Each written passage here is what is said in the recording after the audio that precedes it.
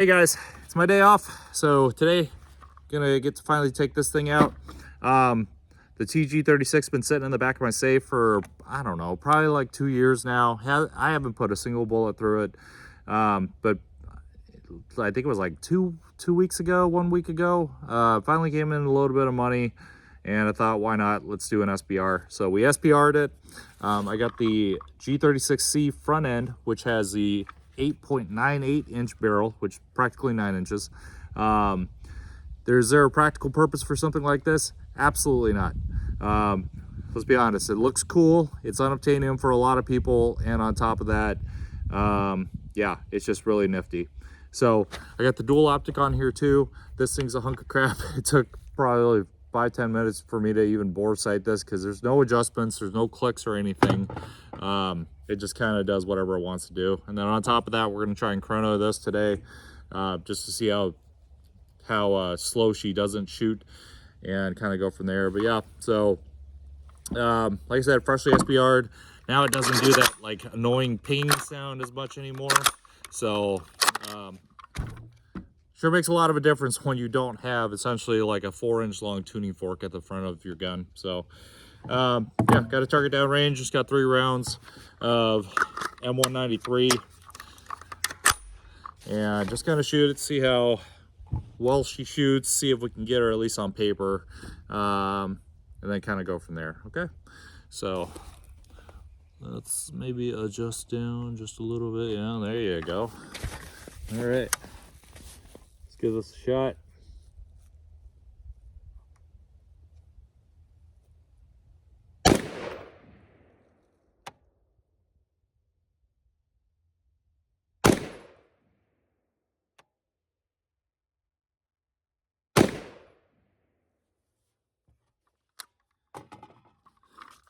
Hey, she works. That's cool. And I got a lock back and everything. And we're showing on paper too. I'm not shooting very far because these Hensoldt optics are kind of shit. So just close enough to kind of get her on paper, and then we'll walk her in. But speed wise, we're getting about 2476 or so. Average of 2506.5. And kinetic energy about 767.3.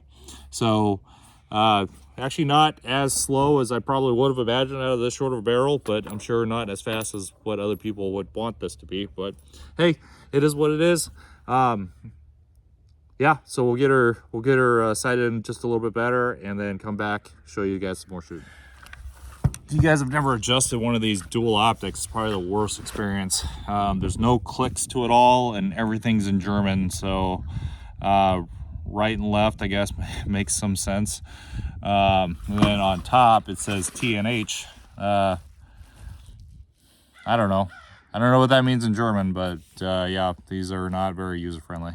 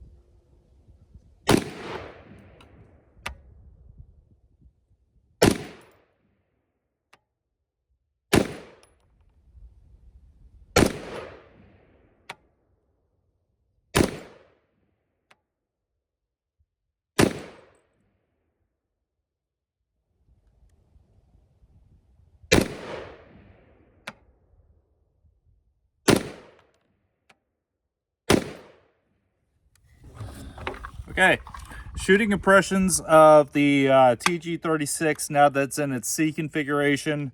First and foremost, it's a lot snappier than the Ks, that's for sure. The Ks weren't too bad, but that's probably because the barrel was a lot farther away from your face, and then on top of that you had a lot more just time in general for everything to work. The C's snappy, but not unmanageable. The big G36 magazines are cool. The dual optic is an absolute pain in the ass to zero.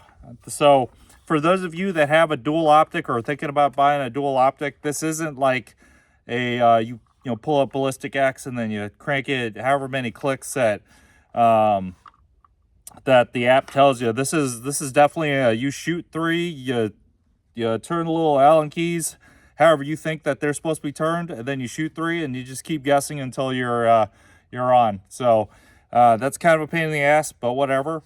Just in general, this is definitely one of those rifles where you don't really stick a lot of stuff on there. There's no need for PEX and freaking EOTechs and magnifiers and lower 1/3 or any of that stuff. This is one of those rifles that just looks good from the get-go.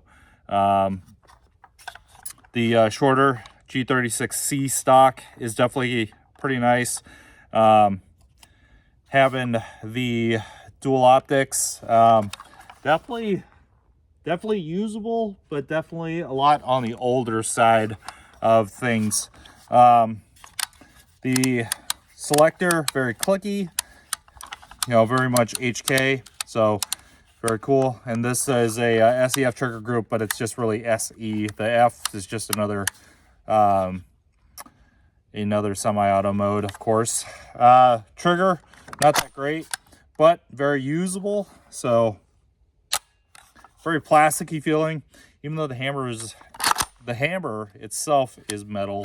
The rest of the trigger still very plasticky, and then very much in the HK kind of manner. What else? Magazines release. Really like the AK flappers, so I think that's a really intuitive way of pulling out your magazine, so really cool. Of course, everybody loves the dongle, right? I guess depending on which G36 you got, some of them I've seen do the forward assist thing pretty well, right? Some of them, like mine, don't. So it is what it is. But bolt catch is on the inside of the trigger guard, which is kind of strange, but hey, cool. And then I don't have the push down bolt release. I thought that was it took a lot of space inside the trigger guard, and then 2, it just looks aftermarket. Wasn't what I was going for. But yeah, besides that, she shoots really nice. Wish she just sighted in a little bit easier. If this form factor was still looked like this, but just worked a little bit better, I think this would be a solid winner. At least grouping at, I don't know, what is it, 15 yards is kind of where I'm at now. I'm not telling you that this is like a sub MOA gun. I'm pretty sure a lot of the tests out there have definitely shown that this is more of a 2 to 3 to 4 MOA gun, which is kind of in line with a lot of service rifles. But God, she looks good. She's crazy lightweight. I think this whole package is 6.2 pounds is what I've seen from a lot of YouTubers out there. And on top of that, tell me this is not a head turner if you were a kid of the 90s. If you were a millennial and you grew up in the 90s and the 2000s, this is the quintessential like mystery gun, right? The bad guy gun, whatever. So yeah, really cool. Seems to work pretty good with my 55 grain M193 bullets. So yeah, I don't know, fun. So I got about like 13 rounds left. Just burn them out, have fun, and take her home, clean her up, and keep shooting her. That's all we can do. So